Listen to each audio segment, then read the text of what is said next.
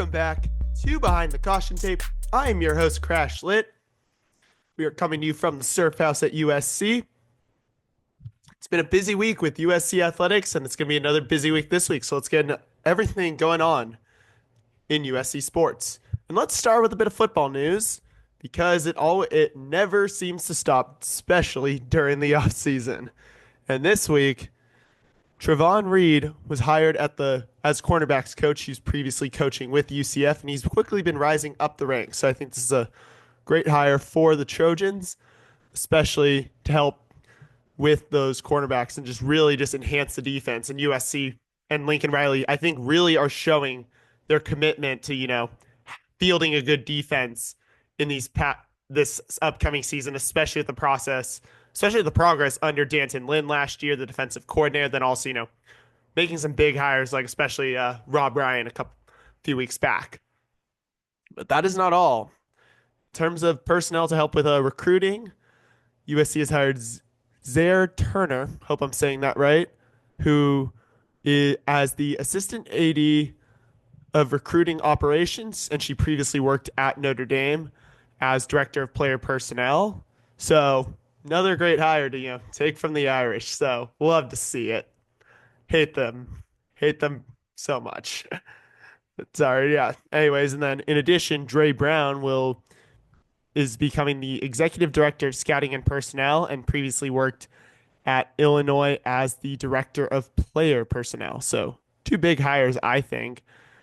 And head coach Lincoln Riley did have a statement on both of them. He said, and I quote, "We're thrilled to welcome Zaire and Dre to USC. They are both highly successful and impactful people who will make a big difference for Trojan football. With these new hires, our administration continues its commitment to the growth of our program. We're also excited to announce the promotion of 3 current personnel staff members because of their outstanding work. The future is bright here at USC." As for those 3 personnel promotions, Weston Zernichel has been promoted to director of recruiting. Drew Fox has been promoted to NFL pro liaison / high school relations, and Skylar Fan has been promoted to director of recruiting strategy. So obviously 5, a lot of big moves this week, and it shows, even though we won't see the numbers for a few years, if ever, it's very clear that USC is spending a lot of money on football and is very committed to winning. And I think this could be a breakthrough year. Obviously, I don't think the schedule is going to be as tough, but even with that, I think Lincoln Riley is very committed to, having a very good team. And as for one other bit of news with regards to football personnel, Annie Hansen, the wife of offensive line coach Zach Hansen, is stepping back from her role as executive director to focus on being more committed as a parent to their new baby. So congrats to both of them, and wish her the best of luck, and excited for when she returns, when she is ready. So that's all the football news out there. We'll definitely keep you posted on any developments and just any news going on, especially because just obviously everyone wants to see football be back to where it belongs. And I'm confident that both Lincoln Riley, Jen Cohen, the entire university is committed to making that happening. And I think 2025 is going to be that year. Meanwhile, some news with beach volleyball. While I did talk about the schedule last week and say that the NCAA championships were set to be in Huntington Beach at the pier, something I was really looking forward to going to, actually.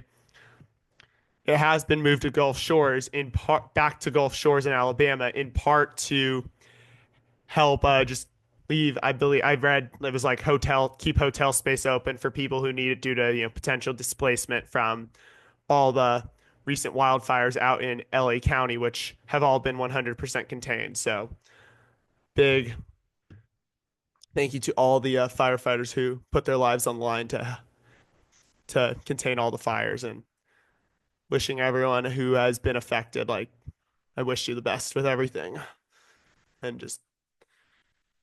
So for those reasons, they were saying that's why they have moved it back to Gulf Shores, although 2026 is set to actually be at Huntington Pier. And then I think in 2027, I read it's going back to Gulf Shores. They were not happy about losing this tournament. And then anyway, so with the beach team, they will open in the Outrigger Duke Kahanamoku Beach Classic in Honolulu, the first duel against host Hawaii on February 20th. Meanwhile, USC Baseball had their alumni game on Saturday at Great Park in Irvine. A lot of alums showed up, which was cool to see. I wasn't down there due to basketball, but it looked like it was a great time from everyone who was there. And then their season and baseball season were 11 days away from the start of baseball. They start on February 14th with a 3-game series against George Washington at Great Park. So definitely looking forward for USC baseball to be back. And I think I'm definitely interested to see how this first year in the Big Ten goes. USC lacrosse actually had one final scrimmage against Cal on Saturday at Sunnyside High in Fresno. No scores were made available that I could find. Team was also picked 22nd in the preseason poll, and they start the season on February 8th against number 20 Stanford in the Coliseum. So for their inaugural Big Ten season. So also another interesting team that's going to be fun to follow this week, actually. So they start on Saturday. Men's golf finished tied 6th in the Southwestern Invitational in Thousand Oaks that was hosted from Pepperdine. That took place from January 27th through the 29th. And that was tied 6 of 14 different schools. And Antonio Seifa tied for 13th for his second top 25 finish of the season. Today, up next, actually, golf team is back at it for the Arizona NIT in Tucson. That'll be happening today and tomorrow, hosted by U of A. And the lineup for that is Gavin Aurelia, Antonio Seifa, Jack George, Jaden Dumdumeva, and Nicholas Dominguez. So best of luck to them. I will report on the results of that next week. Women's golf, before we get into their event they started yesterday, NBC Golf predicted that USC will win the Big Ten for golf on the women's side. And big congratulations to Jasmine Koo and Kathleen Park for making the midseason All Big Ten first team, and to Bailey Shoemaker for making the Big Ten midseason All Big Ten second team. And Park, Shoemaker, and Koo were also been invited to the Augusta Women's National Invitational that will take place April 2nd through the 5th. Meanwhile, the team is taking part in the Therese Hessian Regional Challenge in Palos Verdes, which is hosted by Ohio State. That started yesterday and will run through tomorrow. Team is currently, after day one, they were tied for first in the tournament with a starting lineup of Cindy Koo, Jasmine Koo, Bailey Shoemaker, Catherine Park, and Kylie Chong. Best luck to them. I will report back on that next week. Meanwhile, for swim and dive, they had on the women's side, they had their final regular season duel of the year and they're ranked currently 14th right now. And they beat number 22 UCLA 215-85 and won all 16 events for the first time ever in the Crosstown Showdown history. So they moved to 3-2 on the year. That meant a Trojan won all 16 of the events. So big congratulations to them, and best of luck to them in the Big Ten Championships that take place from February 19th through the 22nd in Columbus, Ohio. Meanwhile, the men's team currently at 2-2. They have one final meet left themselves, and that'll be against UNLV this Friday at 1 p.m., and it'll be senior day. So they'll be also looking to go end the regular season with a win before heading into Big Ten championship competition. Track and field, meanwhile, had the weekend off, but up next, they are taking part in the New Mexico Collegiate Classic in Albuquerque. They'll be hosted by UNM, and that will be taking place from February 7th through the 8th, so this weekend. So best luck to them, and looking forward to seeing them rack up a bunch of wins like they've done kind of the last couple of weekends when they've been competing. On to women's water polo. Team won all 4 games at the Triton Invitational in La Jolla that was hosted by UC San Diego to take home to win the entire thing. So they moved to 8-0 on the year, and they beat Claremont Mud Scripps 30-8 on last Friday. They beat number 21 UC Davis 17-9 and number 5 Hawaii 17-9 on Saturday, and then number 1 UCLA 14-11 on Sunday for the championship to go 4-0 in the tournament. That puts them at 8-0 on the season, and they could very well be the number one team in this week's poll when it is released. And then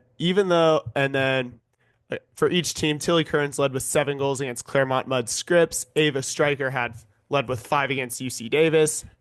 Megan Mac Mackin McIninch, hope I'm saying that right, led with 3 against Hawaii, and Rachel Gazaniga led with 4 against UCLA. So what I'm really seeing is even though you got your 3 leading scorers in Kearns and Tilly Kearns, Emily Osmus, and Ava Stryker, who have 25, 23, and 17 goals respectively on the season as the 3 leading scorers, they got a lot of depth. Other players who can step up and take control in a game. And then it just shows that Coach Casey Moon just has a lot of depth and a lot of players, both younger players and veterans, who can just score the season, just really if USC needs to, just take the lead and just pound goals against the opponent. And then right now it seems like Jada Ward is locking down the starting goalkeeper position, while some of the other goalies are getting a bit of time in the cage.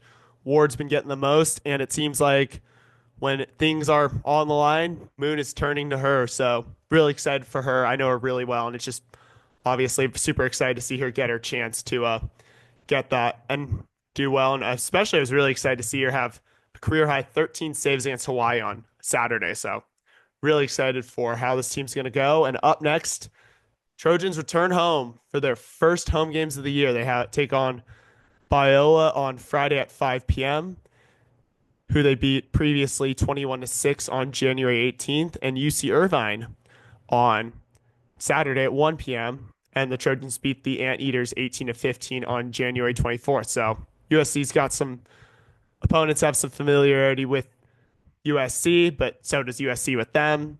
And just USC just needs to be ready because obviously these teams are going to be out for revenge. So should be a couple of exciting 2 matches and big opportunity for USC to really do well and keep the momentum going for this, what I think is going to be a really amazing season. On to men's volleyball. So they had 3 matches this week. They won all 3. We'll start with the game in Wilberforce at Central State, where they won 3-0 on Wednesday.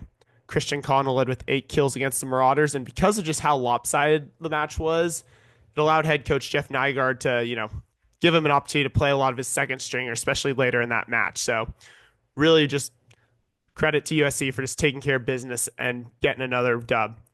And then USC, by the way, was number 6, and I think they will move up. We'll talk about that in a sec. But then they won 3-1 at number 13 Ohio State on Friday, and then won 3-1 against number 17 Penn State on Saturday. So 2 big wins for the Trojans. Dylan Klein led with 22 kills against the Buckeyes and was key, especially in the Buckeyes, since the Buckeyes didn't go down without a fight after USC blew them out in the first set. But the remaining 3 sets were quite tight, especially with the Buckeyes taking the third and the second one really going into kind of overtime. And I think Trojans won that one 29-27. So really just impressive of how Klein was able to just step up and take the lead there. Against the Nittany Lions, it was Noah Roberts who led the way with 15 kills. And other than the 4th set, the first 3 were really close. And USC is going to get one more crack at Penn State. USC will face Penn State one more time in mid-March in the Outrigger Invitational in Hawaii. So about a little over a month away, but these 2 teams will face again. So USC will definitely know what to expect from the Nittany Lions the second time around. For their efforts, Dylan Klein and setter Caleb Blanchette both made the Big Ten Challenge all-tournament team. So big shout out to both of them.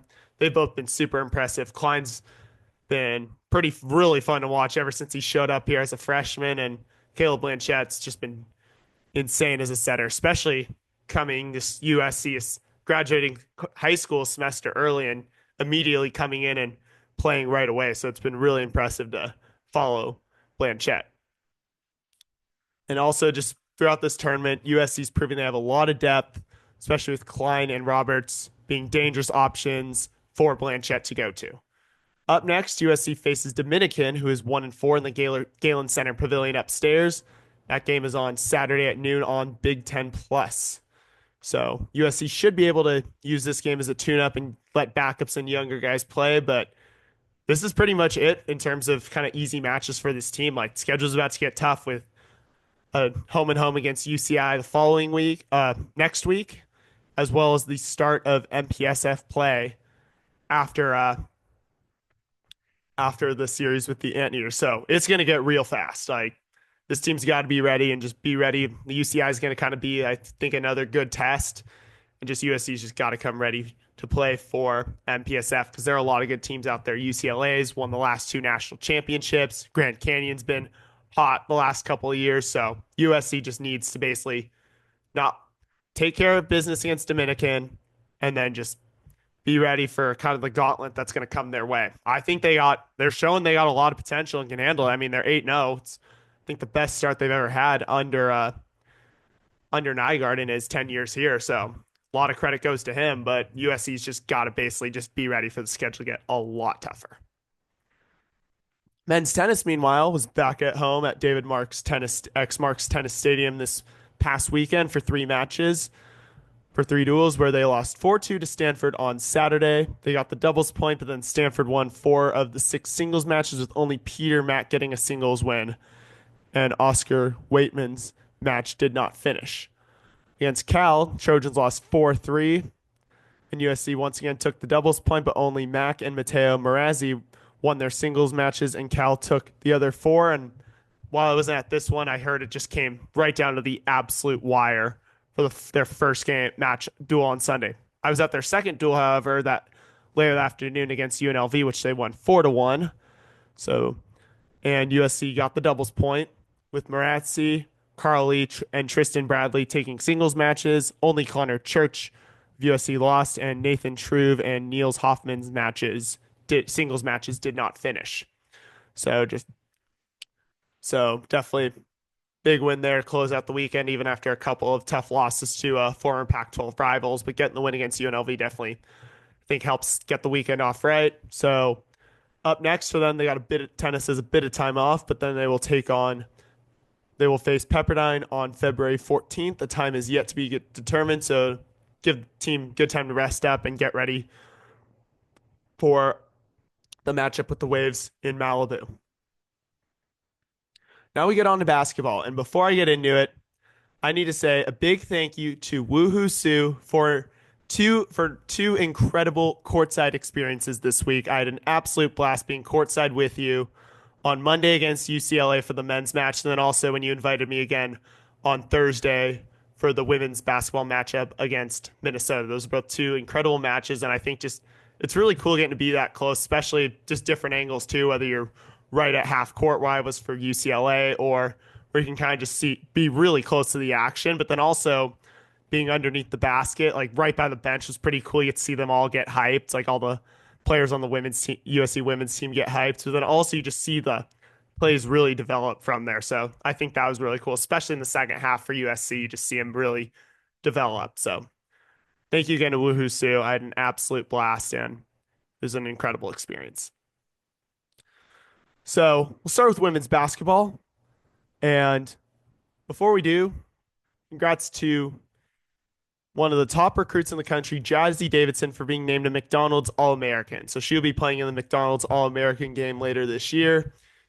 And it's definitely going to be an exciting time for her to come in next season and just play alongside Juju Watkins and as well as just this freshman class. It's been amazing with like Kennedy Smith, Kaylee Heckel, Avery Howell. Those are the freshmen currently playing, but I expect more of them, like Ryan Forestier and Brooklyn Chamblin, as well as others, to get more playing time next season.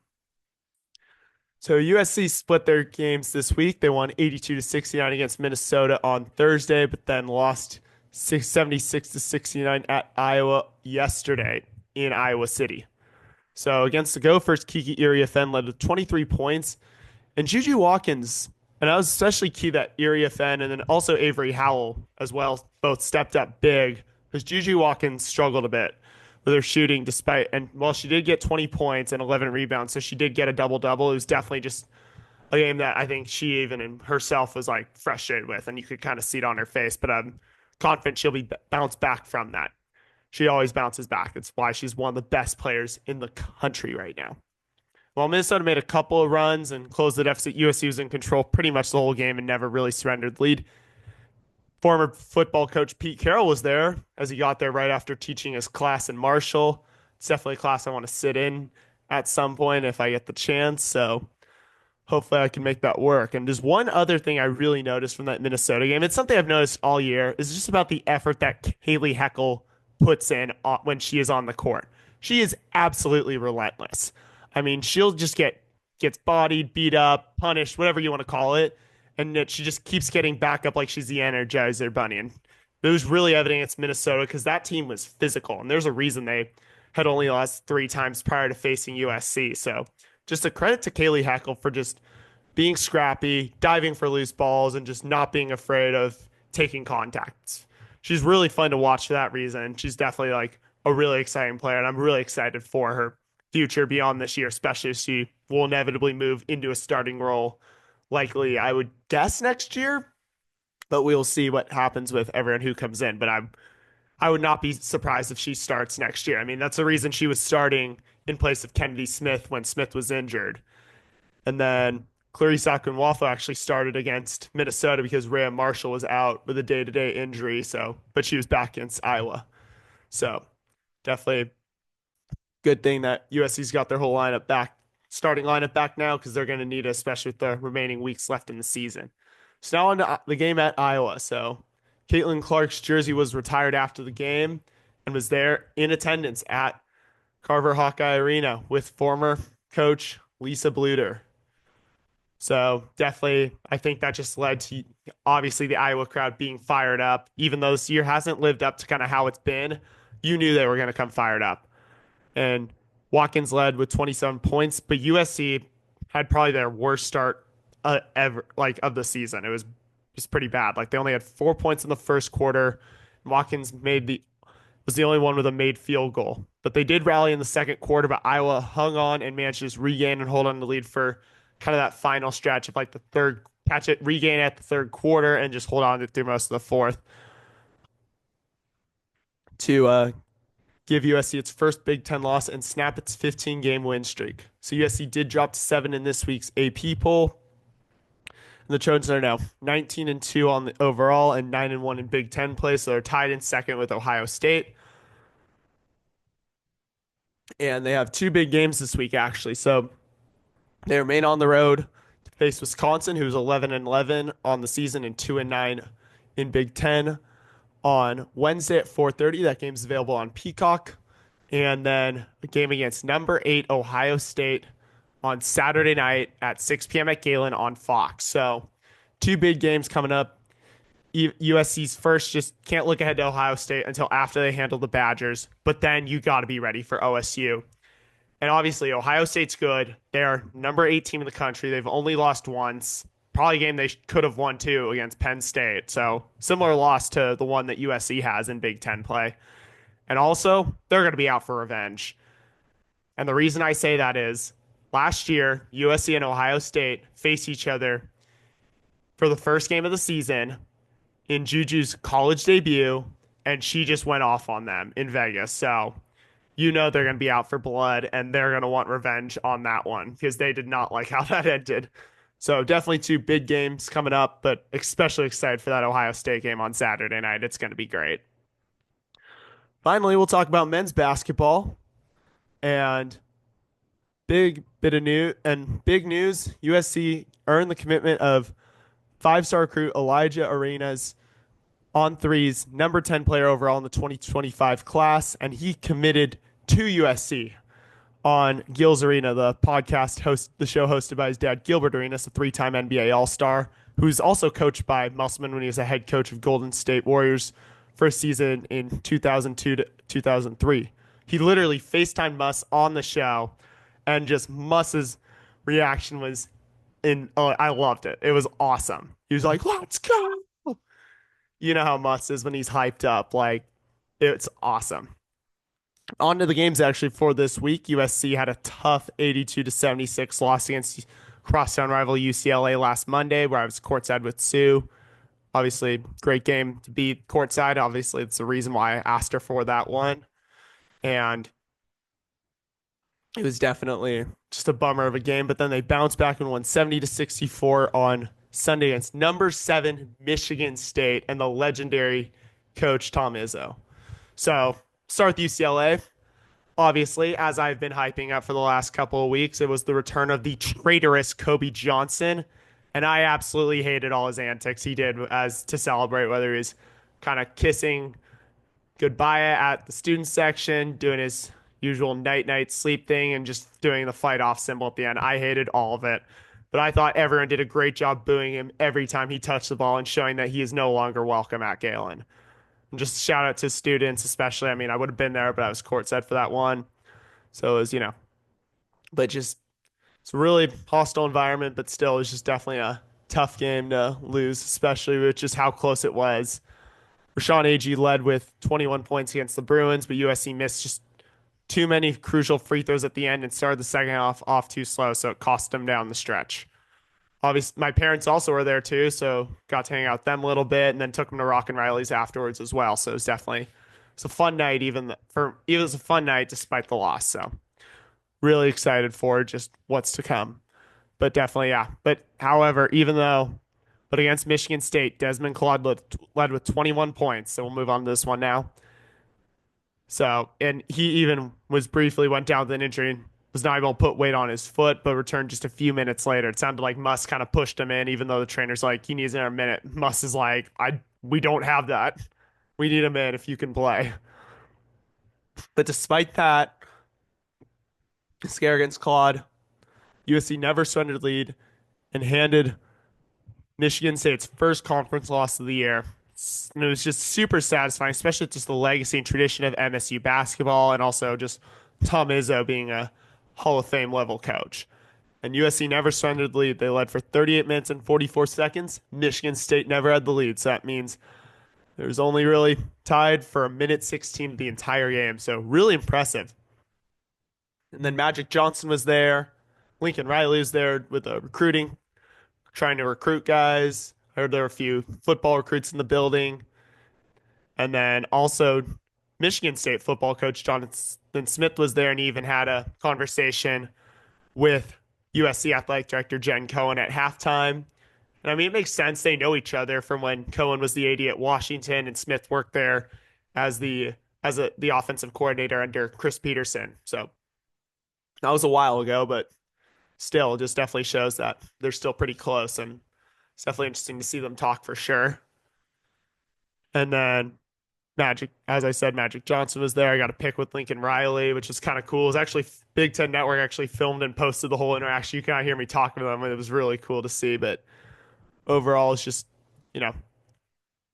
really just big win overall. And afterwards, the team even came into the student section and just got hyped up, especially Musselman was like hyping up.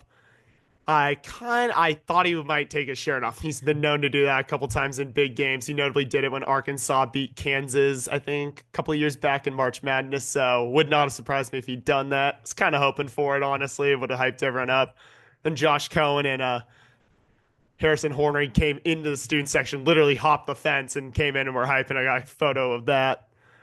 So it's just definitely a really cool just experience, and definitely a really satisfying win, especially USC's first top 10 win in a while. Another big win to help solidify their resume. So now 13-8 overall, 5-5 in Big Ten. They're in 8th in the Big Ten standings, and definitely I think this team, yeah, like I said, this team could make March Madness. It's going to be tough, but that Michigan State win is definitely big, so we'll see what happens. But they're going to need to keep this going. And they got two big opportunities for that this week. They got a game against Northwestern, who is 12-10 overall, 3-8 in Big Ten play, tomorrow at 6 p.m. on Big Ten Network. And then a big game is against number 7 Purdue, who's 17-5, 9-2 at 4 p.m. on February 7th, and that'll be on Fox Sports 1. So USC can't look ahead to Purdue, and they got to handle the Wildcats first. I think they should be able to, but then they got to be ready for Purdue. And that's going to be a tough game with how into it the Boilermaker fans are. And that's frankly just seems like it's been every Big Ten fan base. Like they are really into their sports. Like it doesn't matter. Like that's, I think, a big perk for those schools being, a lot of them being in college towns. It's the university is the entertainment, whereas LA, there's a lot of stuff to do there. But USC's got to, be ready and take advantage of going on the road and finding ways to just dig deep and just win these games. So really excited to see what happens. Definitely interested to also see what Musselman does with Rashawn Agee and Josh Cohen, who's going to get the start kind of in the center position. Agee started for the first time against the Spartans, but you could argue Cohen had the better game. So we will see what Musselman decides to do there, but definitely a big week for USC men's basketball. So last week I went 4-1 at games. So my only loss was lost to UCLA last Monday for men's basketball, and then the wins were against women's basketball against Minnesota on Thursday, the women dive win against UCLA on Friday, and then the men's basketball win against Michigan State on Saturday, and then the men's tennis win against UCLA on the second on yesterday. So I'm now 55-15 on the season, 267-97 all time, and I'm now 10-5 at men's basketball, 10-1 at women's basketball, with games coming up this week. And then 1-0 at swim, 1-0 at men's tennis. So my plans are men's swim and dive versus UNLV and women's water polo against Biola on Friday. And then men's volleyball versus Dominican and women's basketball versus Ohio State on Saturday. So that's pretty much all we got. For men's volleyball, I am 5-0 at matches I've been to this year. So we'll see if I can stay undefeated there. But that's going to do it for us. Thank you again for tuning in to Behind the Caution Tape. Make sure to check out my website, CrashLit.com. That's where I'm posting about everything I'm doing. You can find a link to the show there as well. Make sure to subscribe to the show, whether it's on my YouTube page, CrashLit, or on your preferred platform. Thank you again for everyone who's been tuning in and listening. I really appreciate it. It means the world to me. It's been a lot of fun. Looking forward to seeing you all soon. Definitely, if you see me at something, come let's chat it up. But that's all we got for you. Thanks again for tuning in Behind the Caution Tape. I'll see you all next week, and fight on.